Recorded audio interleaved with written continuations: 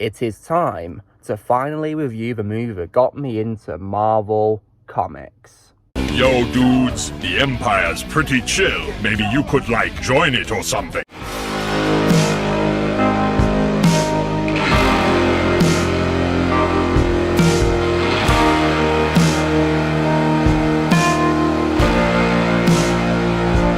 Hey everyone, Lucimus Prime here. So it is time for a brand new movie review today, guys. And today, this is a review I've been long awaiting to do for a movie I've been really excited to talk about. And it's the start of a new series of reviews I'm doing, guys.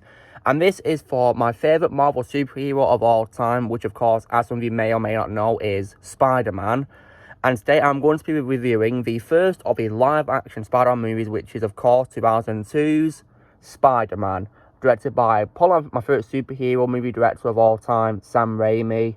And yeah, I gotta say that I really adore this movie, guys. And this movie holds a huge place in my heart because it's a movie that got me into Marvel and made me a fan of superheroes in Marvel Comics. And yeah, I just really love this movie, guys. So, an absolutely incredible movie that started off, Marvel for me, really. And yeah. And it's just an absolute blast to watch, and it always blows my mind, even when I rewatch it to this day, because I rewatched it so many times, and yeah. So, and it was maybe about, guys, so let's read it. So, Peter Parker, played by Tobey Maguire, is an ordinary guy who lives with his beloved aunt and uncle, and quietly pines for the girl next door, Mary Jane Watson, played by Kirsten Dunst. But when a genetically engineered super spider bites him while on a school trip, Peter develops unusual skills, fantastic acrobatic strength, supernatural awareness, and a talent for web spinning. It's not until tragedy strikes at home that Peter decides to use his new powers to fight crime under a secret identity, Spider-Man. When the evil Green Goblin, played by Willem Dafoe, attacks the good people of New York and endangers the life of Mary Jane, Peter commits himself to the ultimate tests, to thwart his arch-enemy, and to win the heart of a girl that he loves. So yeah, this movie is just so incredible, guys. And there's so much to talk about, which is so great about this movie, because I really love Spider-Man 2002, guys. So on to my pros of the movie. So, there's hardly any problems I have with this movie, guys, because I love it so much. So, the casting choices, in my opinion, were absolutely top-notch, in my opinion. For example, when it comes to Spider-Man, guys, right, I'm going to say right off the bat that Tobey Maguire is my all-time favourite Spider-Man ever. And as far as I'm concerned, guys, no one is ever going to top him as my favourite Spider-Man, ever. Even though this movie is 20 years old, guys, he will always be my favourite Spider-Man to this day. That's never going to change, in my opinion, no way. Because he's a Spider-Man I grew up with, and he was also someone who inspired me, to do similar things to him, really, when it comes to achieving goals in life, really. Yeah, he's an absolute inspiration, in my opinion, and a perfect casting as well. And my love for him was further cemented, of course, in the other movies, and of course, when he recently, of course, reprised his role in No Way Home from last year, so yeah. And yeah, I really love Tobey as Spider-Man, guys. He's also my favourite actor from Marvel Comics in general as well, yeah, absolutely. And one of my favourite actors of all time as well. And when it comes to his supporting protagonists, guys, I also as well like the addition as well of Kirsten Dunst as Mary Jane Watson, who of course, as I just said, is Peter Parker's love interest. And now, I know a lot of people don't really like her in this trilogy, and that's totally fine, that's you guys' opinion, but for me personally, guys, I don't really have a problem with her, really. And I really like her characterization in these movies, really. Although I will admit, though, that in my opinion, her father is very unlikable, her very mean father. Yeah, he's pretty unlikable, yeah, I will say that. But yeah, I really love Mary Jane in these movies, guys, really, and she's one that I've grown up with, so yeah, I always have a place in my heart for Mary Jane from the Raimi trilogy. And I also as well liked the addition as well of James Franco as Harry Osborn, who is of course the son of Norman Osborn, who of course becomes the Green Goblin. I'll be getting to in a moment. And he's also my favourite Harry as well, guys, in my opinion. I think he did a very good job, in my opinion, in the role, and had very good development in these movies. This movie was definitely an example because it shows him as being the best friend of Peter. And yeah, James Franco did a very good job playing him. And I also as well definitely really love the casting as well of Peter Parker's aunt and uncle, who are of course May and Ben. And May is of course played by Rosemary Harris, guys. And yeah, Rosemary Harris, in my opinion, was perfectly cast as Aunt May. And in my opinion, no one's ever going to top her for me as Aunt May. No one. She was just a perfect casting in the role, really. Like wow. She was just amazing. And I also, as well, really loved Cliff Robertson, may he rest in peace, as Uncle Ben. He's also my favourite Uncle Ben of all time, guys. And yeah, he's just a great casting for the part. And he's, of course, also responsible as well for saying the line from the comics, paraphrasing a line from the comics, which is, of course, with great power comes great responsibility, which is a very motivational line, guys, that I love to listen to. And every time I rewatch a movie, guys, and I hear that line, it always makes me smile because it's so motivational and really nice to listen to. And another example of a casting, which I think was definitely perfect, probably one of the greatest castings of all time, in my opinion, guys, it would definitely have to be none other than J.K. Simmons as J. Jonah Jameson. Like, wow. In my opinion, there is no one who can play J. Jonah better than J.K. Simmons, because he's so picture perfect in the role, in my opinion, guys. Like, he nailed Jonah's personality. Like, oh, wow. Probably one of the greatest castings of all time in cinematic history, in my opinion. Wow. And also, as well, now, onto, shall I say, as well, the antagonist of the movie, guys. So, oh boy, this is going to be fun. I definitely really love the performance of the legendary Willem Dafoe as the villain, which is the Green Goblin. So, yeah, like, one of the greatest villain portrayals I've ever seen, because, like, wow, Willem Dafoe really nailed it as the Green Goblin. An absolutely excellent choice, in my opinion. And in my opinion, guys, no one is ever going to nail the role better than Willem, in my opinion. No one. He was just so perfect for a role, in my opinion, guys, and he does such an incredible job playing both sides of the character, being, of course, Norman Osborn, who's, of course, the head of the Oscorp industry, and also, as well, and also, of course, the Green Goblin persona. And he's so terrifying and memorable and really scary. Well, when I was a kid, guys, and I watched this movie, he really scared me as the Green Goblin. Wow. One of my favourite villain portrayals of all time, absolutely. Wow. And yeah, I just really loved him. And as I've just said, guys, he always was my favourite Goblin, and no one's ever going to replace him. And rewatching his scenes last night for a movie, and also, of course, seeing Kim Reprise' role in No Way Home, it was just proved to me that no one can replace Willem. No one. And he has many memorable lines as well as in the movie, which are definitely great to listen to. And oh wow, he does such an absolutely incredible job of the lines, Willem Dafoe. So many memorable lines, really. Like, he has so many of them, really. I can't even count because of that many.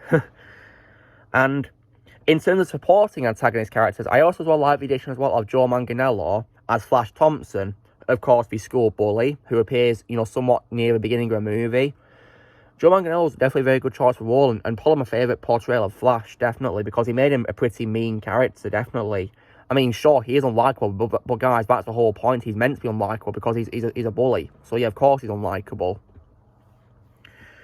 And wow, he's just, a pretty good bully. And this, of course, wouldn't be Joe Manganiello's, only time in a comic book movie, because he'd later, of course, appear in the DC Extended Universe as Deathstroke. So yeah, that's pretty cool, isn't it? But yeah, he was definitely great for a choice for role of Flash in this. Absolutely. There's other great supporting characters as well in this as well, besides who I've just mentioned. For example, I like the addition of Ron Perkins in a small role as Mendel Strom, who is Osborn's head scientist. And of course, when it comes to the Daily Bugle's crew, I like the addition of Bill Nunn, may he rest in peace, as Robbie Robertson, who is the editor of the Daily Bugle, and also Ted Raimi, Sam Raimi's brother, as an employee there called Ted Hoffman. And also Elizabeth Banks as Betty Brant, who is the secretary for Jameson at the Bugle, which is pretty cool. And I, of course, also like the small role of Michael Papajohn as the carjacker, who is the robber who appears to have killed Uncle Ben. Or, of course, Spider-Man 3 would confirm who the real killer is, of course, so yeah. He was definitely very good in his small parts. And what's also cool, when it comes to cameos, guys, we got a pretty cool cameo appearance by Bruce Campbell, who is, of course, a frequent collaborator of Sam Raimi, who cameos as the announcer at a wrestling ring, which is pretty cool. A very fun cameo.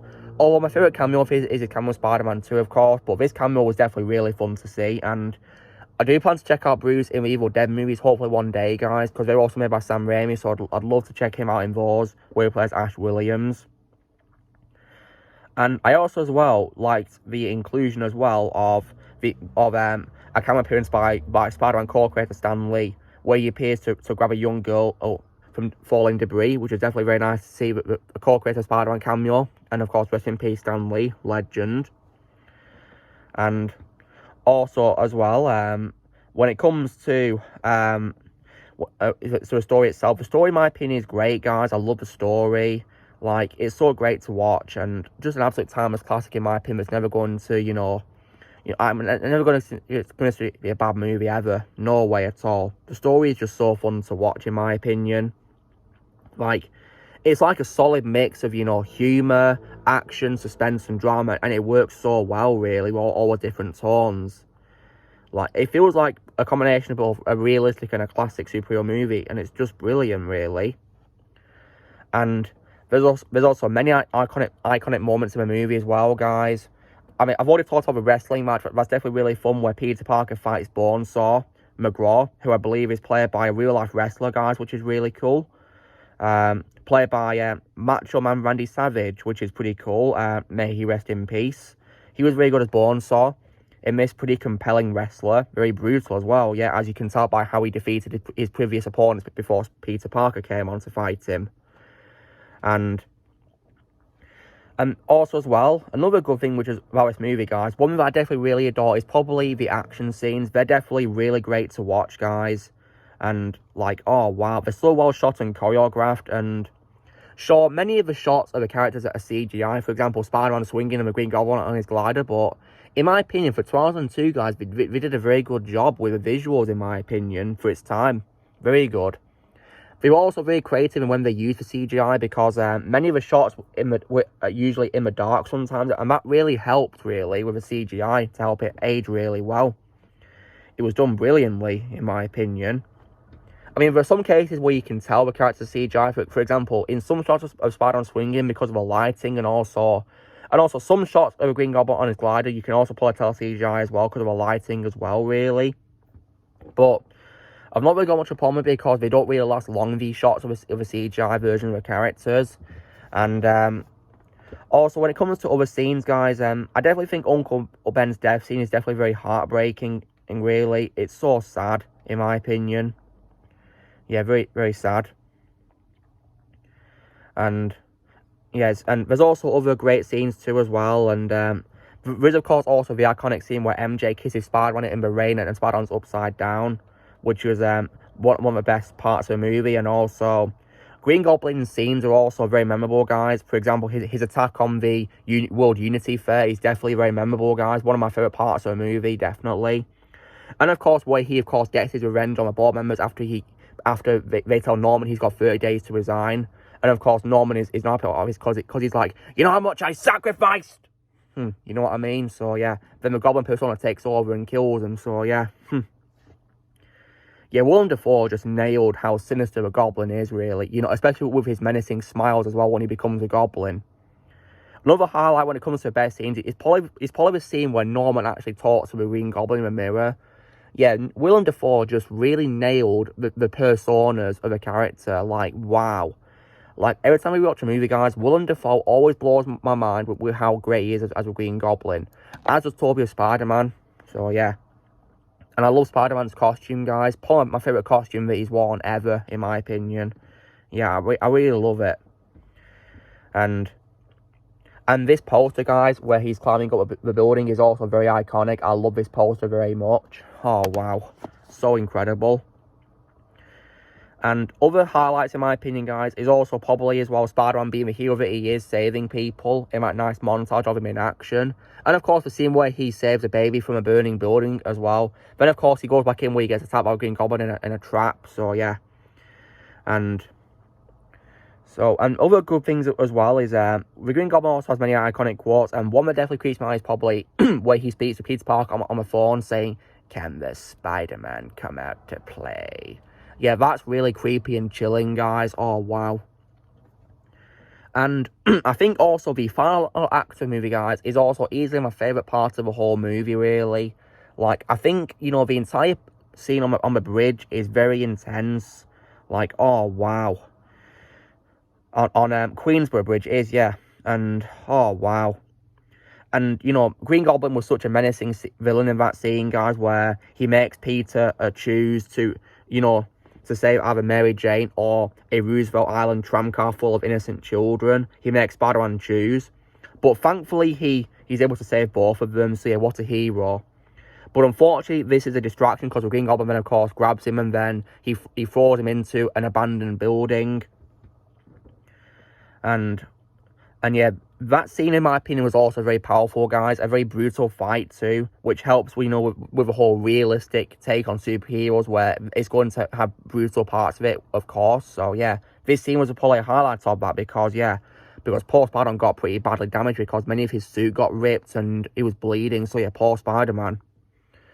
And the Green Goblin was just so ruthless and menacing in that scene. Goodness me. And, yeah, Willem Dafoe just really pulled it off, guys. But the scene where Peter Parker, you know, when he hears that the Goblin wants to kill Mary Jane, it gives him the strength to get back up and fight him. And then he's able to defeat Goblin. But then, of course, however, the Goblin, of course, pretends he's Norman by taking off his helmet to reveal he's Norman. But then, of course, while he's talking to Peter, asking for forgiveness, and Peter's, you know, telling him who he killed and how he also hurt Aunt May as well, you know, by traumatizing her. And you know, but however, Norman is of course setting up the glider behind him. But luckily, when the glider flies, after Peter rejects the offer of being, you know, Norman's, you know, son-like figure, because he says his father was Ben Parker, which is a very touching line. The Goblin then he comes back and then says, "Godspeed, Spider-Man." But luckily, Spider-Man is able to, you know, do a backflip, and then the glider impales Norman. So yeah, and then as Norman dies, he tells Peter not to reveal who he is, as the Goblin's Harry before dying. So yeah. And yeah, the Green Goblin was such a great villain, guys, and the way he died was just, you know, yeah, top notch, really, yeah. That fight scene was just so powerful. And the funeral scene is also, as well, another highlight as well, because Harry, of course, wants revenge on Spider-Man because he saw Spider-Man and leaving Norman's body in the Osborn house. So yeah. And he wants revenge on him, which is, of course, a nice way to set up a continuation of story. And also, guys, as well, Mary Jane, of course, also confesses her love to Peter, but Peter, however, feels he must protect her from the unwanted attention of his enemies.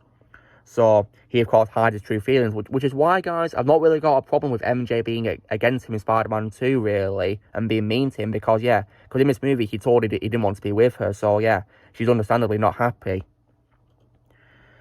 And then the ending scene is just absolutely brilliant, guys, where Peter Parker says probably one of the greatest ending monologues I've ever heard in my life of watching movies, which is, "Whatever life holds in store for me, I will never forget these words. With great power comes great responsibility. This is my gift, my curse. Who am I? I'm Spider-Man." And then we get an absolutely awesome final swing, guys. Like, oh, wow. That swing is just, it blows my mind every time I rewatch that scene. It's probably one of the scenes I love to rewatch the most in the movie. Oh, wow. It's also hard to believe that scene's entirely CGI, guys, because it looks so incredible for its time in 2002. Oh, wow. And it definitely a nice way to set up sequels as well, because, you know, you can tell there's more story to be told with this character. And, of course, how Harry wants revenge, of course, as well. For, you know, because he thinks Spider-Man killed Norman. And another highlight besides the great story, guys, is also probably the music, because the music is, of course, composed by the legendary Danny Elfman, and I consider his music in these two movies, guys, because he, of course, composed for the sequel, as probably my favourite music he's ever composed. Like, I just love his music for Spider-Man, and the main theme of Spider-Man, you know, mainly Spider-Man 2's opening, guys, but this opening is also great. It's probably my favourite movie theme of all time. I just really love his music, guys. Every time I listen to it, it just makes me so happy to listen. Oh, wow. And yeah, this movie is just so memorable, guys. And there's also many other memorable lines, such as, you know, Norman's line, which is, you know, I'm something of a scientist myself, which is pretty cool. And there's many other great lines too which have made it, such as, I miss part of, well, that's my problem. And there's even the Thanksgiving scene's also memorable as well, guys, really. Definitely. It's also a great scene as well, because it shows Norman and the Goblin switching personas, which is definitely very nice detail right there. Now, sure, it may not be the best Spider-Man movie of all time, because I still think, you know, the sequels to me and Spider-Verse are better in my opinion, but if there's anything bad I could say about this movie, I think there's rarely is anything bad about it, because I really adore this movie. I mean, probably, you know, maybe some CGI may not have aged well, maybe, you know, some of the shots of Spider-Man and Green Goblin swinging, you know, and flying, you know, due to the lighting maybe, or something making it obvious with the CGI. You know, I really. And yeah. And of course, I've already mentioned that MJ's father is very unlikable. I can't stand that character, guys, so yeah. And even the guy who doesn't pay Peter the money that he won for defeating Bonesaw can also be unlikable as well. But thankfully, he got his comeuppance when of course, the carjacker stole it from him and Peter let him escape. Because Peter missed power, that's his problem. So, yeah. And so in short, guys, I really love Spider-Man 2002. I consider it to be one of my favourite superhero movies of all time, and it's a movie that got me into Marvel Comics in general, and made me a fan of it, so yeah. So, guys, if you're wondering what I would rate Spider-Man 2002 out of 10, well, guys, I'm going to give this movie a flat-out 10 out of 10, because I adore this movie, guys. It's such a blast to rewatch, and yeah, oh, wow, I just love it. And yeah, it was definitely really fun to rewatch last night as well, guys. Oh, wow. Yeah, I really love this movie. And of course, stay tuned next week, of course, for the next movie, which I'm definitely excited for. I really can't wait. But yeah, so anyway, guys, this is me posting my review and talking about Spider-Man 2002, directed by Sam Raimi. So you know the drill, guys. Be sure to give this video a like. Also, be sure to leave comments what you guys think of Spider-Man 2002. If you've seen it, tell me your thoughts on this movie. I will see what your thoughts are. Also, be sure to join Team Prime by pressing subscribe and movies in the future. If you'd like to be a member, you can press join if you're using a PC or laptop, or you can leave a subscription. And with great power comes great responsibility.